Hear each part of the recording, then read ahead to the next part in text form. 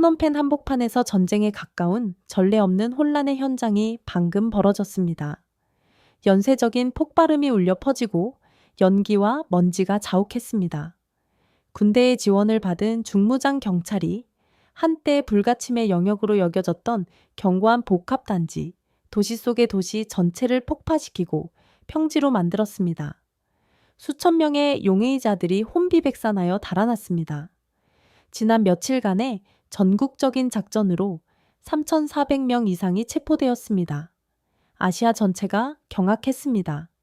범죄 소굴의 규모 때문이 아니라 캄보디아 정부의 이 갑작스럽고 무자비한 행동 때문에 경악한 것입니다.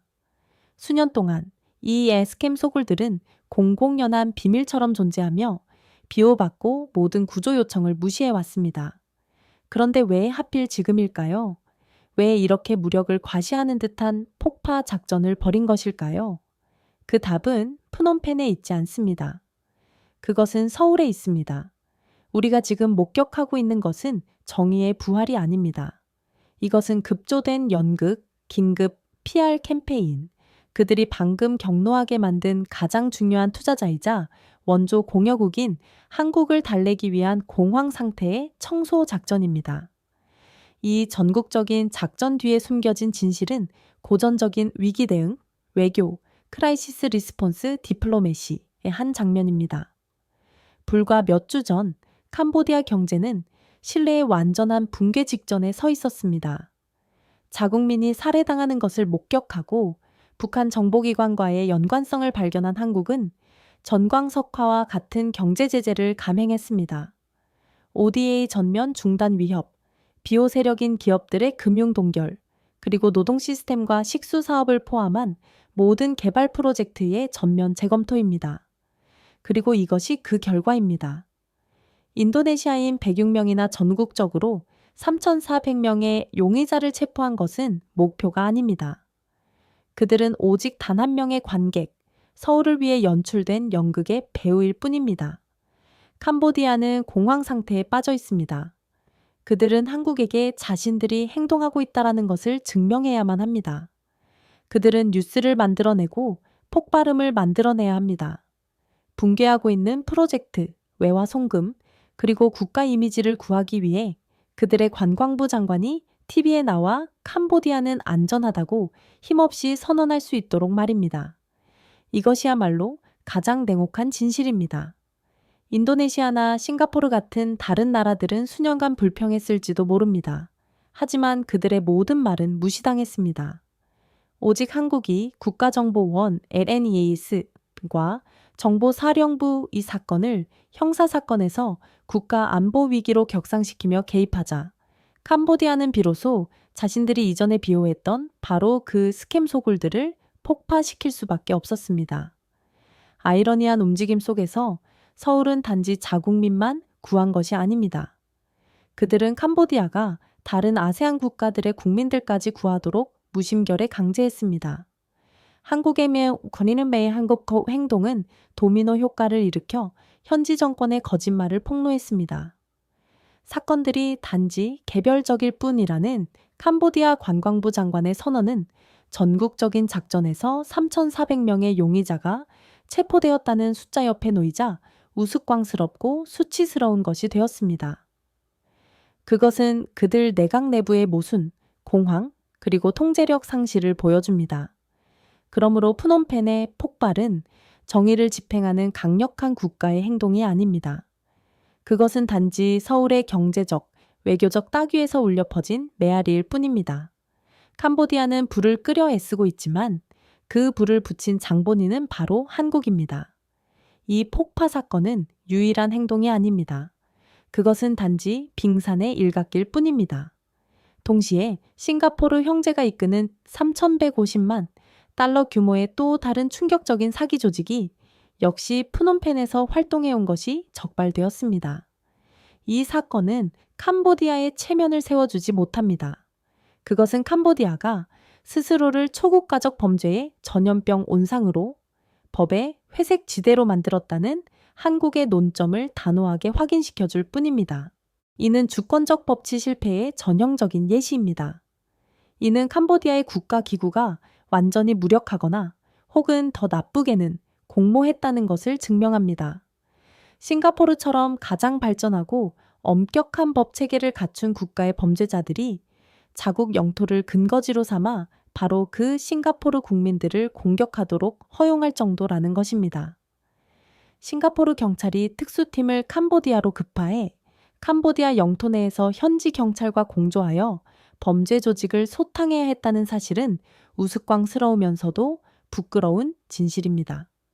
이는 현지 당국이 스스로 행동할 능력이 없거나 혹은 의지가 없음을 보여줍니다. 그리고 여기가 핵심입니다. 왜 캄보디아가 갑자기 싱가포르와 협력하게 되었을까요? 그 대답은 또다시 한국입니다. 싱가포르는 전통적이고 인내심 있는 외교 경찰 경로를 사용했습니다. 하지만 프놈펜 전체를 공포 분위기로 뒤덮은 것은 바로 NIS 투입, 군사적 위협, 경제 제재를 사용한 한국의 비전통적이고 무자비한 행동이었습니다. 캄보디아가 싱가포르와 협력할 수밖에 없었던 것은 그들이 법을 존중해서가 아니라 서울의 분노를 두려워했기 때문입니다. 만약 한국의 값비싼 교훈이 없었다면 싱가포르의 요청 역시 이전의 수많은 사례처럼 무시되었을 가능성이 큽니다. 부패한 비오의 방패막을 깨뜨려 싱가포르 같은 다른 국가들이 진입하여 청소할 수 있도록 길을 열어준 장본인이 바로 한국입니다. 아시아 전체가 사건의 규모에 경악했지만 그 뒤의 논리는 명확합니다. 이 숙청에 반가 소외를 당긴 것은 바로 서울이라는 것입니다. 서울이 실행한 총성 없는 작전의 효율성은 아시아 전체가 힘의 정의를 다시 보게 만들었습니다. 그리고 그 대비는 한국이 캄보디아라는 전염병 온상을 처리한 방식과 세계 1위 초강대국인 미국이 베네수엘라라는 전염병 온상을 처리한 방식을 비교할 때 가장 분명하게 드러납니다. 이는 완전히 상반되는 두 가지 개입 모델입니다. 미국의 모델, 거대한 몽둥이 교리, 빅스틱 덕트린. 베네수엘라의 마약 위협에 직면했을 때 펜타곤은 무엇을 했습니까? 그들은 16,000명의 병력, 최신의 군함들, 정찰기, 심지어 F-34 스텔스 전투기까지 카리브해로 출동시키는 거대한 군사력을 전개했습니다. 이는 극도로 비용이 많이 들고 근육을 과시하는 군사 행동이었으며 즉각적으로 지정학적 긴장을 고조시켜 러시아, 중국, 이란까지 냉전시대의 군사적 대치 속으로 끌어들였습니다. 한국의 모델, 스마트 파워 교리. 국가가 비호하고 적의 정보기관과 영해된 캄보디아의 훨씬 더 복잡한 위협에 직면했을 때 서울은 무엇을 했습니까? 그들은 단 한 명의 군인도 보낼 필요가 없었습니다. 그들은 총알 한 발도 낭비하지 않았습니다. 그들은 완벽한 21세기형 지렛대를 사용했습니다. 정보 NIS, 침투, 고모 및 북한 연계 증거 수집, 경제 OD의 중단, 금융 동결 위협, 정권의 생명줄을 직접 타격, 외교 아세안 경찰연합 주도, 캄보디아를 국제 무대에서 고립시킴. 그리고 그 결과는 무엇입니까? 미국은 현재 카리브해에서 비용이 많이 들고 끝이 없는 군사적 대치 상태에 수렁에 빠져 있습니다. 반면 한국은 단지 비군사적 조치만으로 외국 정부가 스스로 자국의 범죄 소굴을 폭파하도록 강제했습니다. 이것이 바로 힘의 격의 차이입니다. 서울이 캄보디아에게 가르친 교훈은 비용과 위험 측면에서 수만 배 더 효과적이었습니다.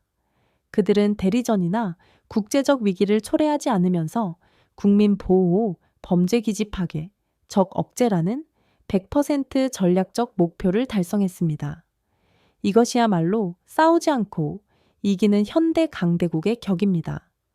미국이 하나의 문제를 해결하기 위해 소 잡는 칼 16,000명 병력을 사용해야 했던 반면 한국은 단지 외교용 메스, 경제 제재 및 정보의만을 사용하여 훨씬 더 극적인 결과를 달성했습니다. 그것이 바로 아시아 전체가 서울의 효과적이고 영리한 리더십에 경악하고 감탄할 수밖에 없는 이유입니다. 시청해 주셔서 감사합니다. 건강 잘 챙기시고 저희와 함께하기 위해 좋아요와 구독, 잊지 마세요.